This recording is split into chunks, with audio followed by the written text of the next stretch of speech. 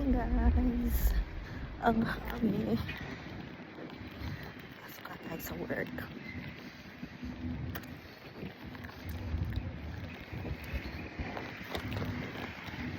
Grabe ang hangin. Lamig. Ang lamig. Diba? Ang lamig. Maya na lang ulit guys. Wow, pagpasok ko sa work, may paayuda na naman sa akin, o 'di ba? At pag-uwi natin, ayan, ininit ko lang itong chicken tenders na galing sa Costco. And then may binili pala si G-Style ng rotisserie, chicken rotisserie sa Costco rin galing yan, guys. At nagluto pa siya, o 'di ba? Ang dami naming ulam at ang dami naming food. Ayan.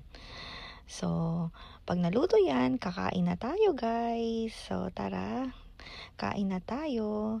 And then, papakita ko muna sa inyo yung binili ni G-Style na mga bread sa Costco. Ayan, yung croissant. Ayan, o diba?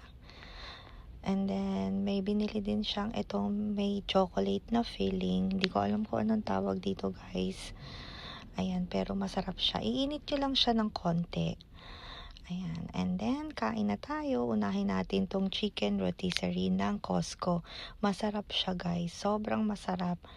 Ayan, so kung napunta kayo sa Costco, ayan, bilhin nyo din yan. Dahil nga masarap siya at sulit. Lalo na pag bagong luto. O diba? Syempre wala din tayong rice. Dahil pass muna tayo dyan sa rice. Pero sa ngayon, hanggang dito na lang ulit. Thank you guys for watching. See you guys next time. Bye!